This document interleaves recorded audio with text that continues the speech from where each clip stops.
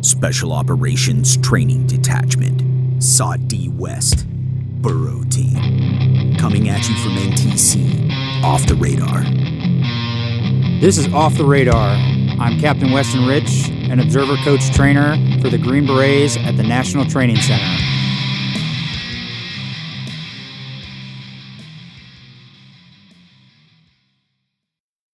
You're on a Special Forces Operational Detachment Alpha, somewhere deep behind enemy lines. You have no means of immediate support of any kind. Your mission is to disrupt the enemy and prevent them from massing on your friendly forces miles to your rear. Your team has been on its own for multiple days now and has had close calls, but fortunately, no casualties until now. Security is the best medicine, but what happens after the engagement? How does Special Operations treat casualties in the denied area? Special Forces medics are trained to have a wide array of medical skills that enable them to care for casualties in denied and austere environments for extended periods of time. With us today to discuss the role of Special Forces Medical Sergeant, or 18 Delta, and the execution of prolonged casualty care is Sergeant First Class Mondrian Bogert, or Mo. Mo is the Burro Team Senior Medical Sergeant and Observer Coach Trainer for Field Team 2. Mo has observed several rotations, developed and supervised the execution of multiple prolonged field care and casualty care scenarios. So with that, Mo, please give us some background on yourself, your time in SF, the Army, and here at the National Training Center. Yeah, awesome. Well, first of all, appreciate you having me over here. So I've been in the Army about 12 and a half years now. First 6 of which I spent in the 82nd Airborne. I was with 3rd Brigade 2505. After that, prior to my time here at NTC, obviously, spent basically 3 years in the Q course with the extended duration of the Delta course, since it's longer than everybody else's. Yes. And then after that, I spent about 3 years with 2nd Battalion 10th Group over at Fort Carson. During my time in 10th Group, I was able to do 2 rotations of Operation Atlantic Resolve. So I've been multiple countries in Europe, Latvia, Lithuania, Poland. Also within there too, I was able to do a rotation with Arctic Edge, which is something 10th Group does on a 2-year rotational basis. So we do a lot of work in the high north, specifically above the Arctic Circle in Alaska. We'll also work with partner forces from Sweden, Norway, Finland. During my first rotation at OAR, I also had the good privilege and great gratitude I was able to do it was I worked as the TG Baltics desk officer for that particular rotation. And so I basically had oversight of 6 different ODAs as they working out through the Baltics AO, and was essentially their touch point from the AOB directly to SOTIF at the time. All right. So OAR is Operation Atlantic Resolve? Yep. Yeah. All right. Okay, so the desert's a little different than Europe and the Arctic. It's a little... Well, I mean, honestly, actually, it's similar to the Arctic in the fact that there's nothing out there. So I guess it's just trading heat for cold. Yeah, certainly a big culture shift from Colorado. Okay, so heat and cold, I guess those extremes provide different challenges in terms of medical care. Sure. Actually, so a good example of that, and obviously, we'll probably go into this later talking about medical planning, but something specifically that I didn't really think about when we got to Alaska, and it didn't really click until after we had actually left, was little tiny things that we take for granted. So, for example, if I'm working on a trauma patient, point of injury care, I need to work quickly. I need to get hemorrhage control, on an arterial bleed, for example. I'm not going to think twice about just pulling out my tourniquet, wrapping that, and no big deal. If I get blood on my hands, so what? Yeah. If I do that in -20, I'm going to get frostbite immediately from the blood on my hands. So it's something I didn't even think about. And the desert provides additional challenges in that regard too. So and once again, we can kind of get into this too, but people think, obviously you need to keep your patient warm. It's hypothermia management. Oh, why would I need to do hypothermia management when it's 120 degrees out there? Well, if they lose blood. Exactly. Like your blood is the only thing keeping your body warm. Like, yeah, sure, your skin's going to be 120 degrees, but your internal organs won't. Yeah. So it's definitely planning considerations that you need to go into. Your environmental factors play a huge role. Okay. Well, that's good. We'll dive into that stuff later on, but we'll step back. And you mentioned you were in the conventional army, 11 Bravo infantrymen, right? Mm-hmm. Okay. Yep. 6 years? About just shy of 6 years. I had a little bit of a lag time from when I went through selection, and then when I actually picked up the Q course, there was just kind of an admin lag period.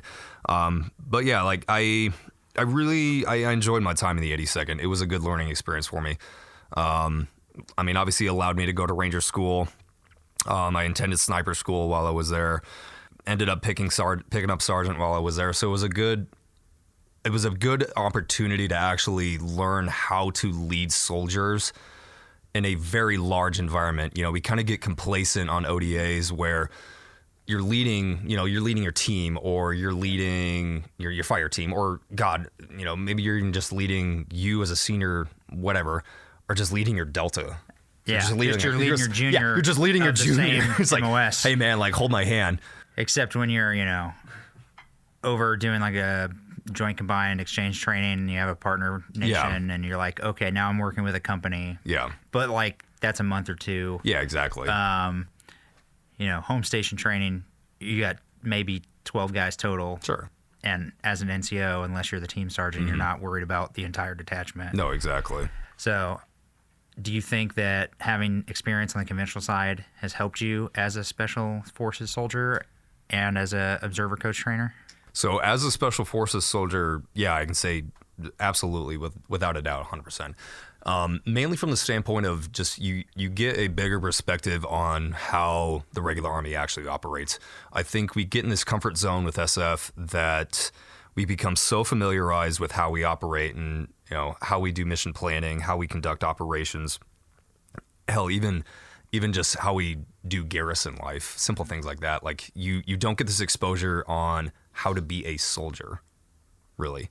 And you don't get the exposure on, okay, how does that rank structure in the regular Army work? Who is my touch point that I need to talk to if I need information about certain things? I know I'm kind of getting ahead of myself talking about LSCO stuff, but like perfect. That's what you we're understand exactly who that person is. Like, I would say if I'd come in as an 18 X-ray initially and made it through, I wouldn't know who to talk to if I need to talk to an FSO.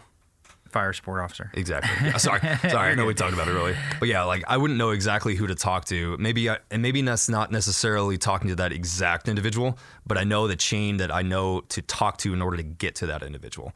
And then there's kind of a different lexicon between conventional and special operations. Oh, 100%. So you got your foot in both worlds, so you kind of understand, especially when we do talk about large-scale combat operations and soft conventional forces integration, interoperability, interdependence. Like we do depend on each other, so being able to speak the same language and like kind of understand each world is beneficial. Oh yeah, no, absolutely. Yeah, and not to say anything bad about our 18 X-rays because they do make phenomenal enlisted special operators. Yeah, 100%. And we appreciate everything they do. A lot of great guys, even on Burro Team, that were 18 X-rays. But I just wanted to highlight, you had some time in the 80 Deuce. 80 Deuce, yeah. And that definitely instilled kind of a different, I would say, mentality than some other guys that didn't have a conventional experience. And not to denigrate my time in the regular Army, but I will say from personal experience, people kept asking me, hey, what's your main motivator to get through the Q course? And I wish I could say, yes, it's from the sense of nationalism. It's, pride, service to the country. But in order to be completely honest, my main motivator to make it through the Q course was not go back to the 82nd. Well, yeah. I get that. But hey, there are wonderful people in the 100%. conventional Army. We see them all the time, every rotation. Absolutely. We work with a whole bunch here at the National Training Center. I still talk to a lot of my friends from the 82nd. Oh, yeah. 100%. I just had an old first sergeant of mine. He was here TDY, temporary duty, for a week, and I had him over the house for dinner because you do make good relationships through your Army career and hopefully maintain some of those. Sure. But we'll move forward, and I'll give you an opportunity. Just if anyone out there is unfamiliar with the general Special Forces medic, 18 Delta, and then broader special operations medical training, just like give a once over the world of what you had to do to get that 18 Delta moniker.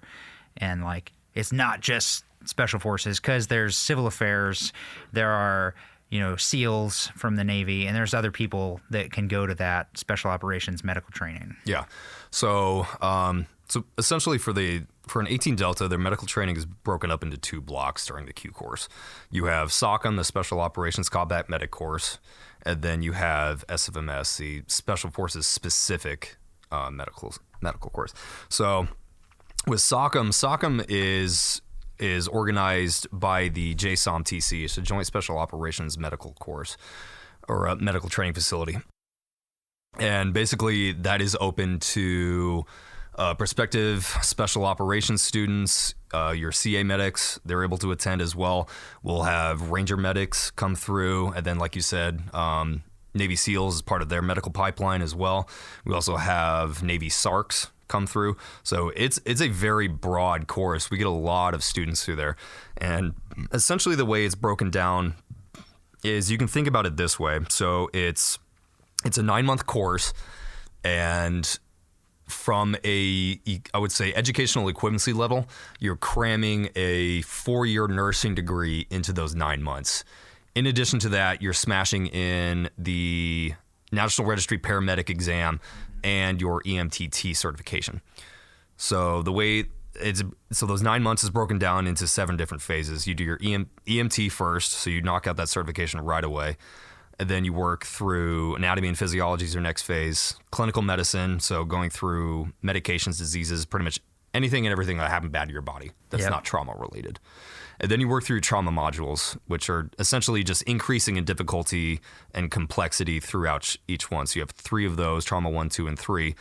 And then the course itself concludes with your clinical rotation. So you'll go to an offsite facility out of state. You'll work with their EMTs with ride-alongs or their fire departments. And so you're in an ambulance. Yeah, so you're kind of splitting it half and half. You're working in the ambulance half the time, and then you're also working directly underneath the nurses in the emergency department. So that's SOCM in a nutshell. And then SFMS is the other half of that. So with that specifically, that portion of the training is not open to CA medics. Now, they have their own separate pipeline, but specifically for the 18 Delta pipeline, we go through SFMS. So you're looking more of long-term patient management. So, being able to sit on an injured patient who needs chronic medications, chronic oversight. So you're writing a ton of SOAP notes every single day. What's a SOAP? SOAP note. So a SOAP note is basically a medical note of care that goes through.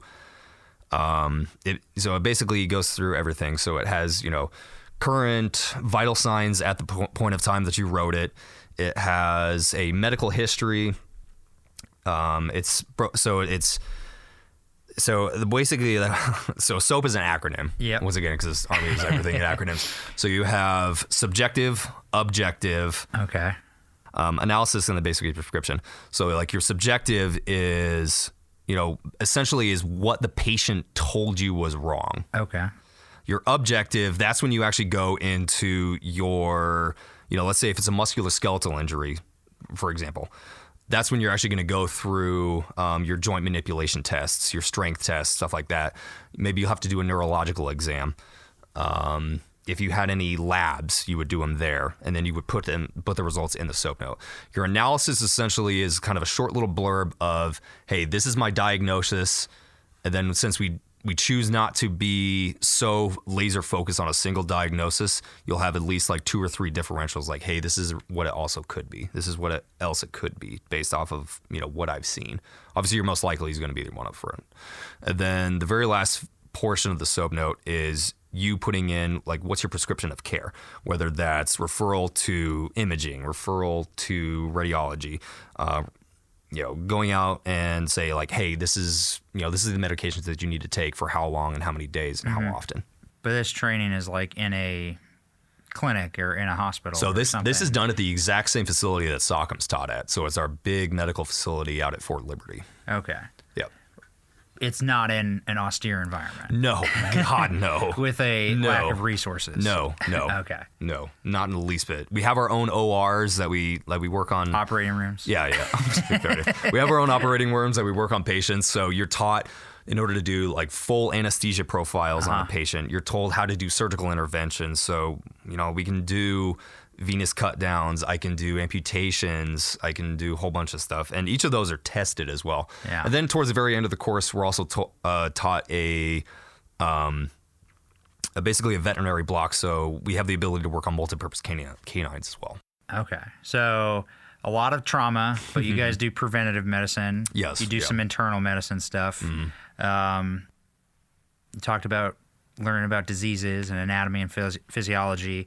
I don't think you mentioned dentistry, but you get a little of that. We do. Yeah, I have bad memories of that. So, but yes, we do. We do a dentistry block, and we do the blocks on each other, so we know exactly where to do it and what it feels like. So, giving each other Novocaine or well, so we didn't do a Novocaine, but we did it with 1% lidocaine. Okay. So, but it's still a terrible day. And then some veterinary stuff, so you can offer services to people and other mammals. Sure, and that works both ways. Whether you're working on like a military working dog or a multi-purpose canine when it comes to soft specific, or if you're in country and somebody brings you their llama and it's like, hey, figure out what's wrong with it.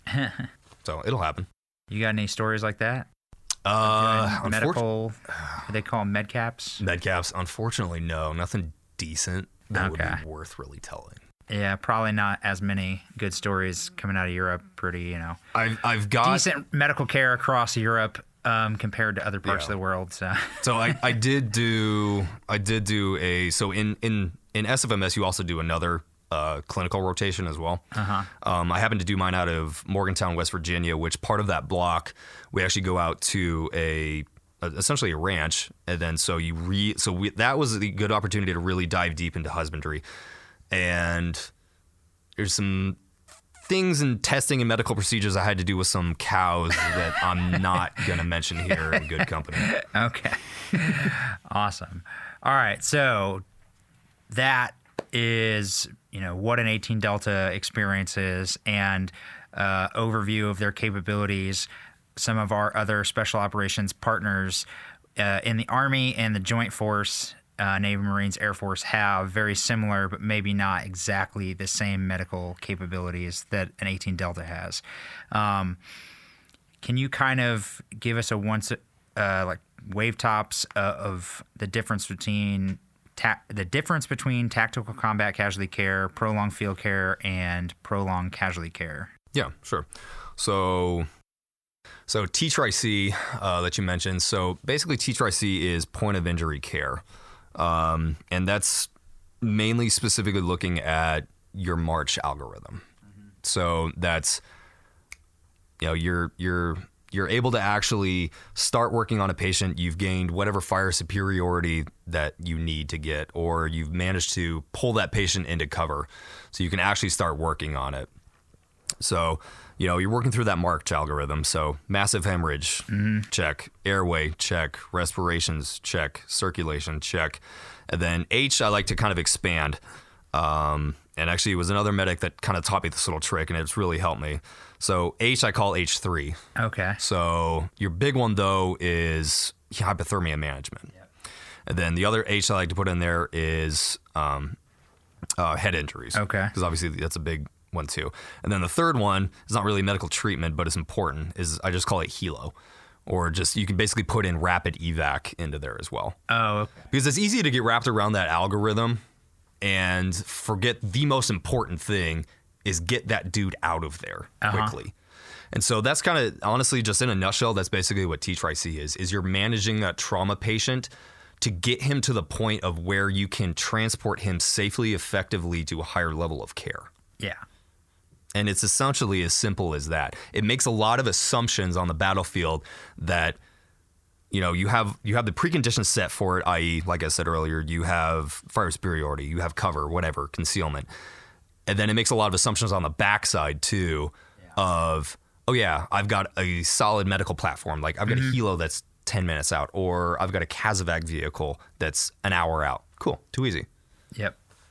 Moving forward into the second part of your question, so prolonged field care, PFC, or prolonged casualty care, PCC. So I'm going to preface this by saying basically they're two acronyms that are almost saying the exact same thing. Yeah. So PCC, that acronym kind of came about with the advent of the war in Ukraine. So prolonged field care, mind you, this is not a doctrinal definition, but it's basically Mo's stupid 18 Delta definition. Don't undersell yourself. Okay, fair enough. Is essentially what it is prolonged casualty evacuation with limited resources in an austere environment. It's kind of an amalgamation of what you're going to find doctrinally is a definition of prolonged field care. Okay. Prolonged casualty care, the reason why they kind of shifted the focus to PCC is not every evacuation is going to be done in a quote-unquote austere environment or a field environment. Yeah. I would kind of make the argument, honestly, that your austere environment could be anything. You don't have to be in, the middle of nowhere to have an austere environment. I could be in the middle of a city getting shelled.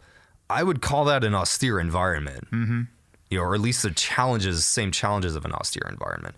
So your prolonged casualty care, the definition really of that is the same thing of prolonged field care, but it's more specifically focusing on the casualty themselves, like irrespective of their actual field conditions, whether it be in the field. Yeah. Essentially what it is. Yeah. But boiling down, it's prolonged evacuation, so you're looking, anywhere from like 24 to 72 hours with less resources than you're going to need, and possibly an evacuation from a non-standard medical resources. So the helo that you requested is not going to come.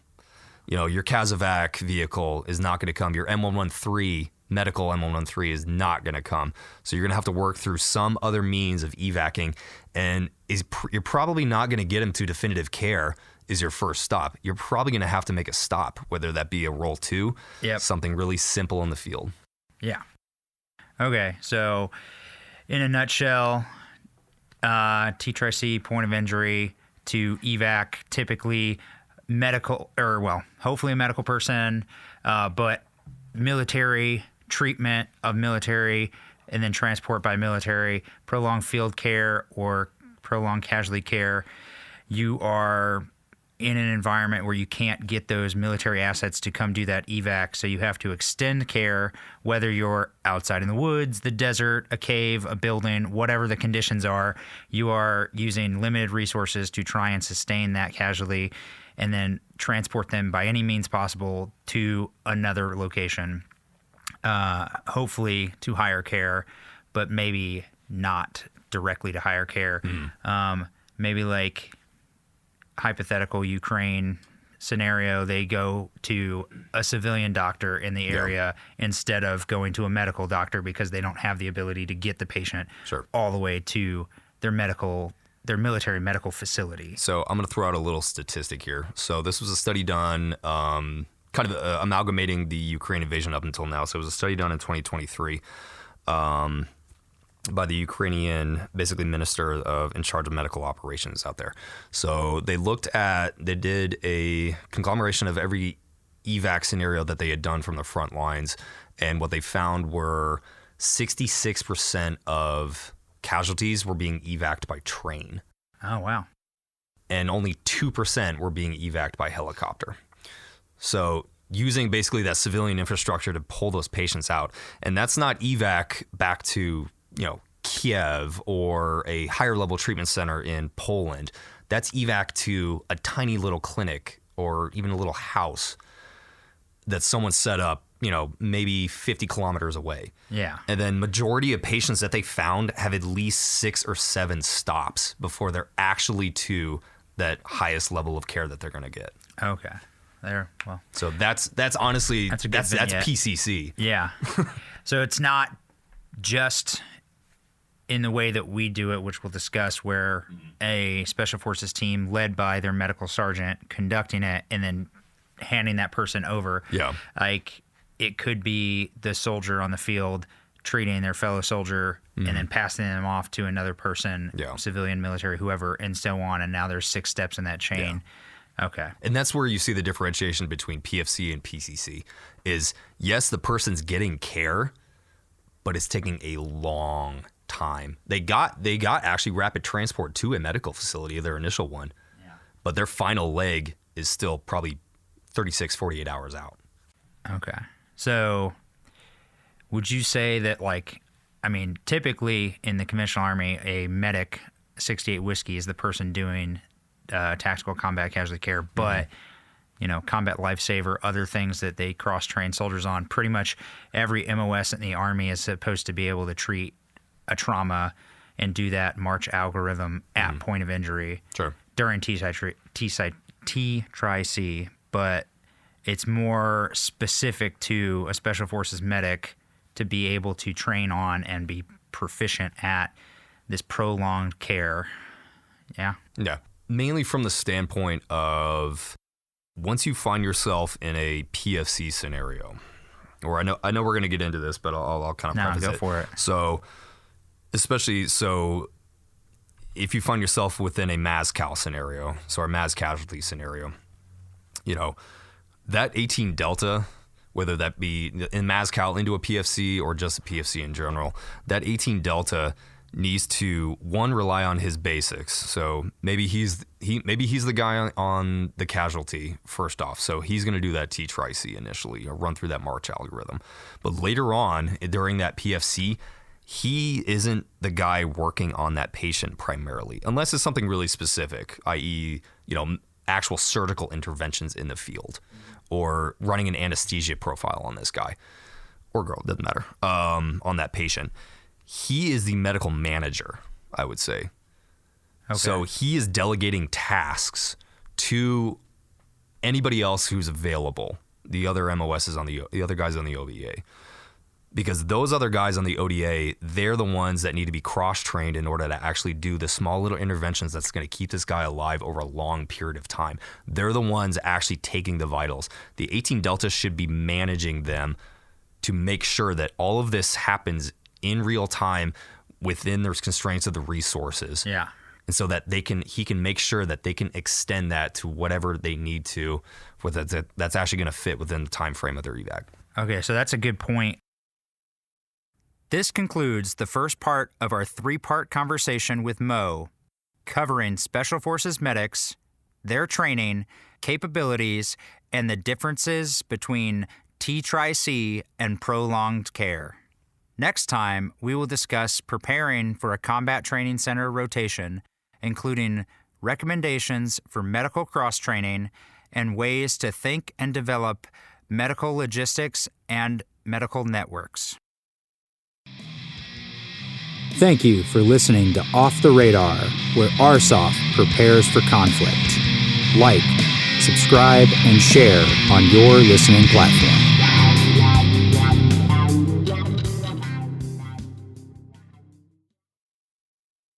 Actions will determine the outcome.